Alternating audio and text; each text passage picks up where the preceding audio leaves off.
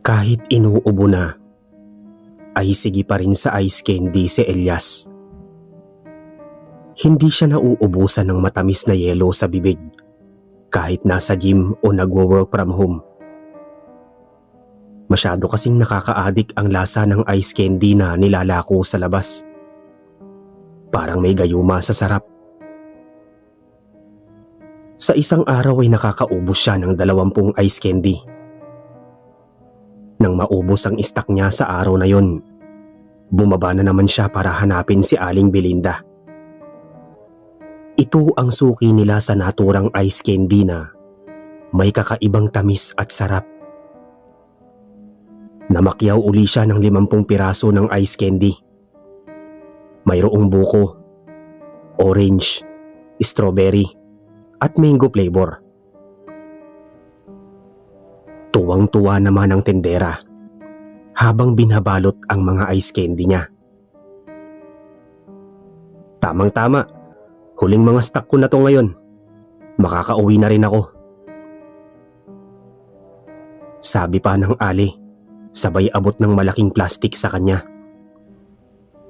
Marami pang nakapila sa likod niya pero sa kasamaang palad ay naubusan na ito ng tinda.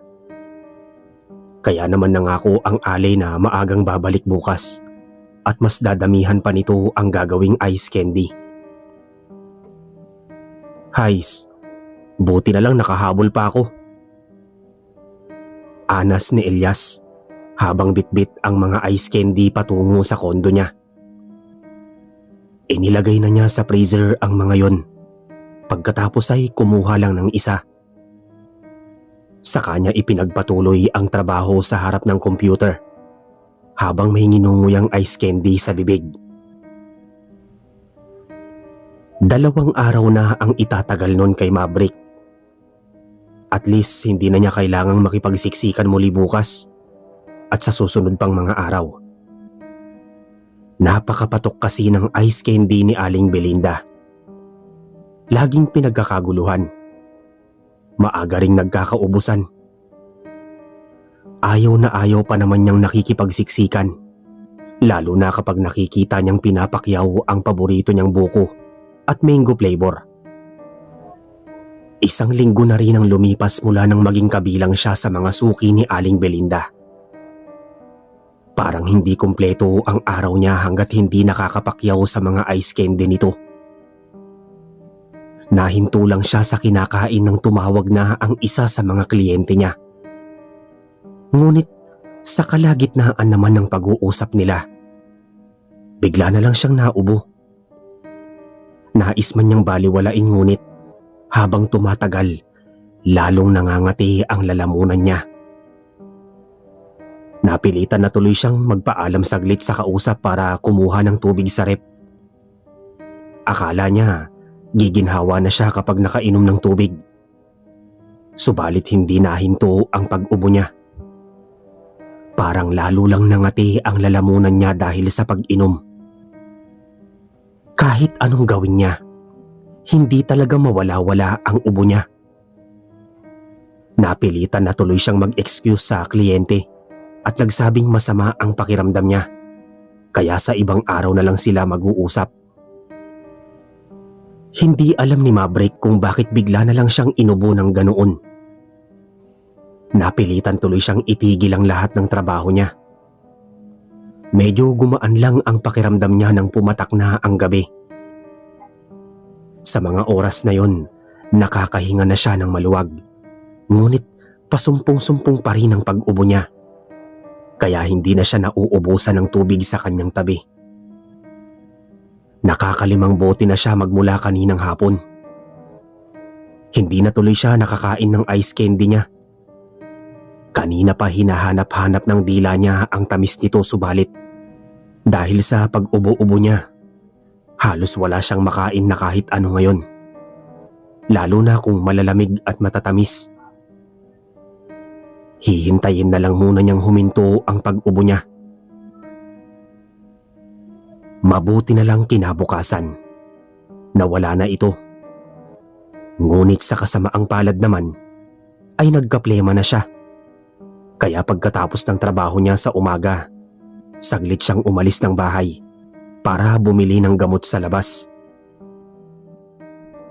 Naabutan pa niya si Aling Belinda na nasa pwesto uli ito at pinagkakaguluhan na naman ng mga taong patay na patay sa ice candy nito. Nang sumunod na araw, nagulat si Elias dahil bigla na lang nawala ang makapit na plema niya.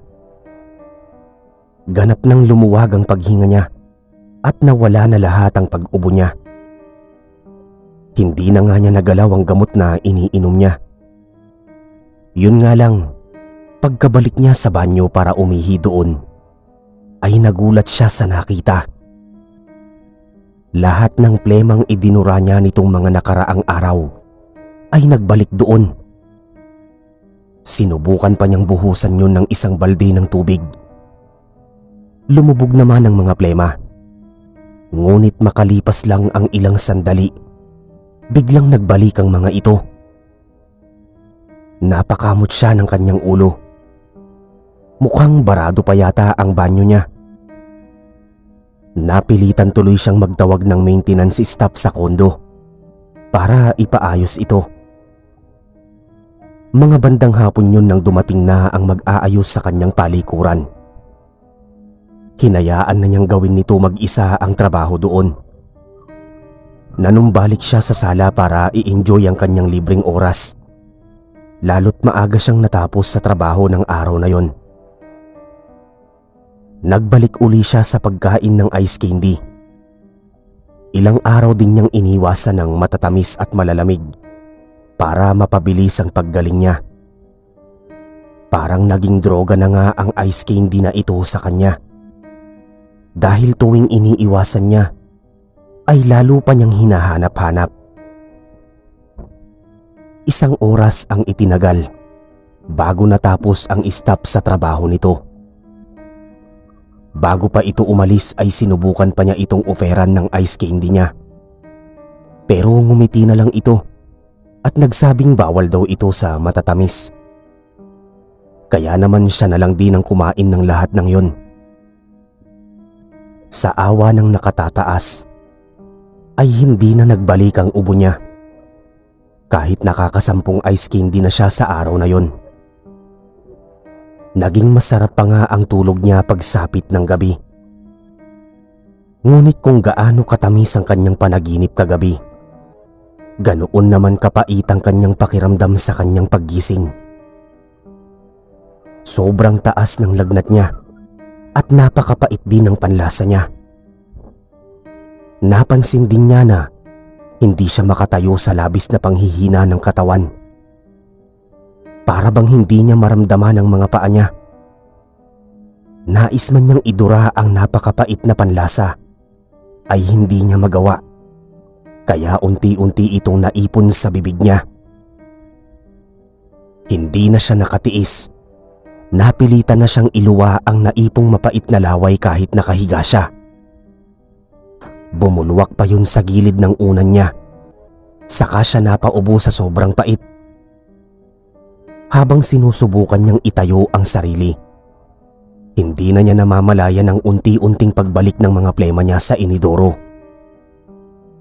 Ang mga plemang ito ay nagdikit-dikit hanggang sa makabuo ng kakaibang figura.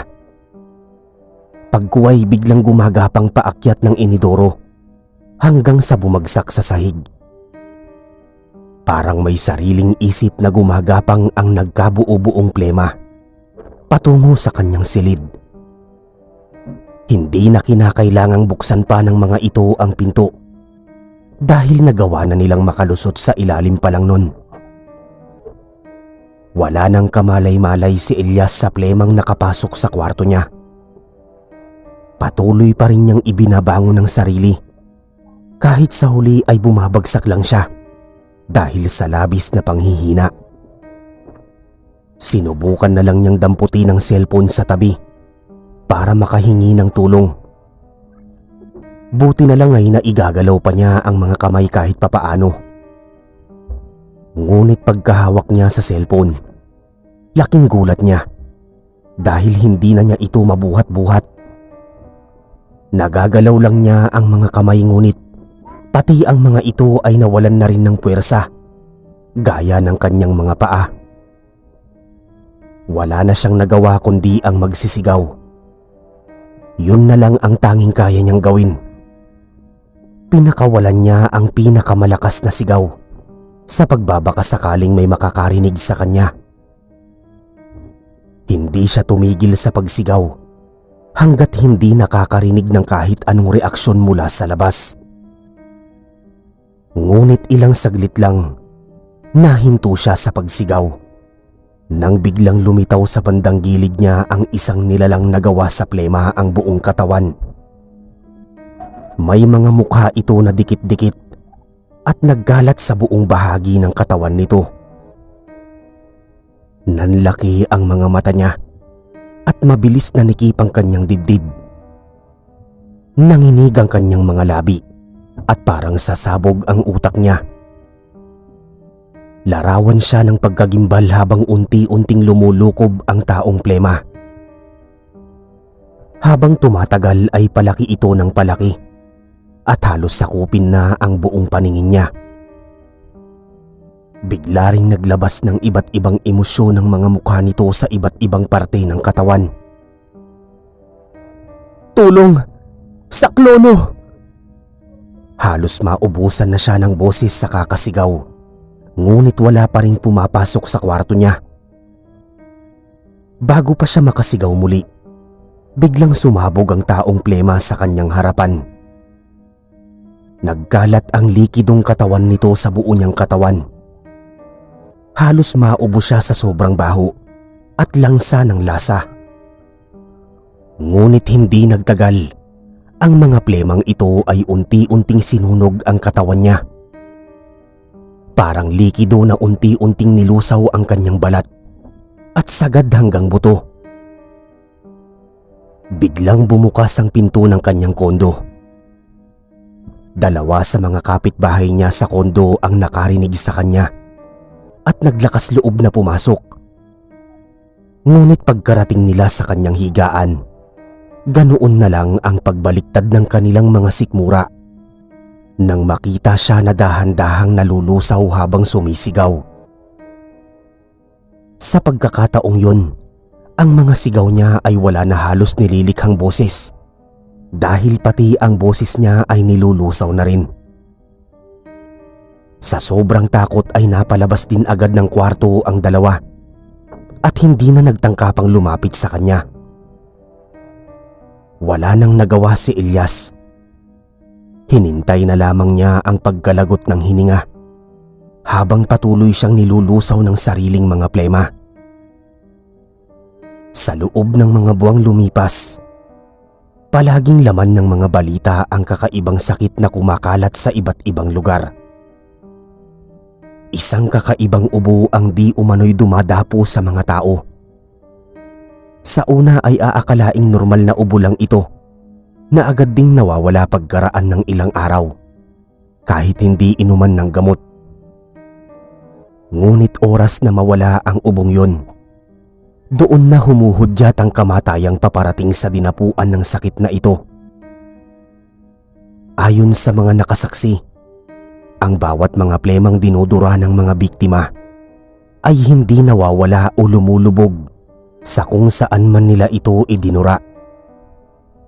Kusa itong bumabalik at unti-unting mabubuo hanggang sa maging isang mabangis na nilalang. Ang taong plema na nabuo ay lalapit sa kinapitan nito ng sakit at pasasabugin ang sarili doon. Oras na kumalat naman ang mga sumabog na plema sa biktima, unti-unti nitong lulusawin ang katawan ng may sakit hanggang sa bungot kalansay na lang ang matira. Hanggang ngayon, wala pa ring makapagsabi kung saan ito nagmula at kung paano ito mabibigyan ng lunas. Maging ang mga eksperto sa siyensya at paranormal ay hindi makapagbigay ng malinaw na paliwanag tungkol dito. Ang mga taong plema na nabubuo at umaatake sa kinapitan nila ng sakit ay nananatiling misteryo na habang tumatagal ay lalo pang lumalaki at kumakalat. Samantala, sa bagong lugar na nilipatan ay abala si Aling Belinda sa pagtitinda ng mga ice candy niya. Tulad ng dati, mabentang mabenta pa rin ang mga ito. Kahit saan siya mapunta, ay laging sold out ang mga tinda niya. Tulad ng araw na yon, maaga siyang nakauwi dahil tanghali pa lang ay naubos na ang mga paninda niya. Kaya naman pagkabalik sa kanyang bahay na tinitirahan na bahagyang malayo sa Kabiasnan, sinimulan agad niyang gawin ang kanyang ice candy. Isang pangkaraniwang ice candy lang naman ito.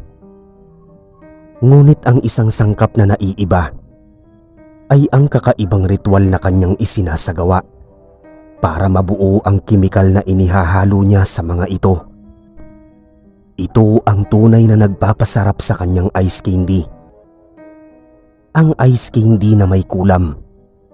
Sa bawat buhay na kinukuha ng ice candy na ito, nakakabawas naman yun sa kanyang edad. Noong nakaraang mga buwan, Lola Belinda pa ang tawag sa kanya dahil sa labis na katandaan.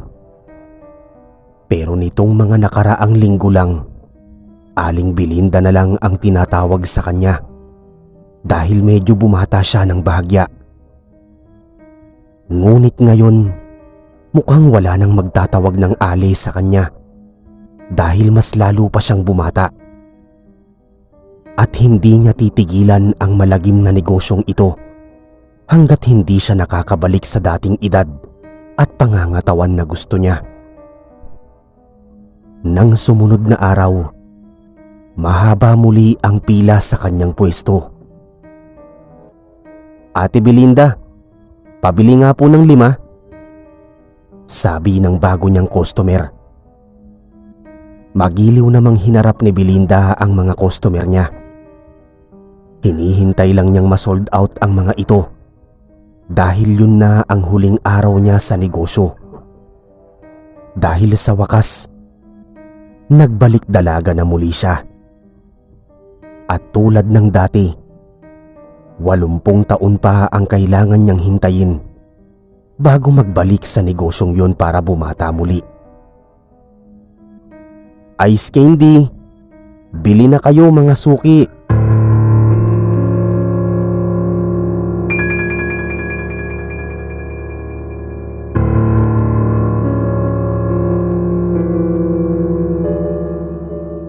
Mga kasandata, maraming salamat po sa pakikinig ng kwento natin para sa araw na ito na fiction horror stories.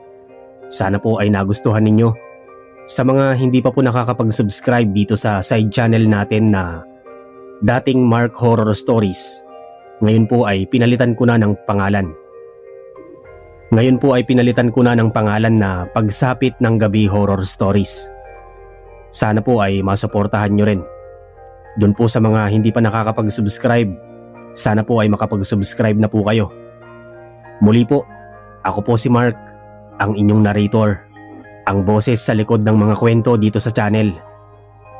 Maraming salamat po sa walang sawang pagsuporta. Hanggang sa susunod na mga kwento, mga kasandata. Kita-kits po tayo. Maraming salamat.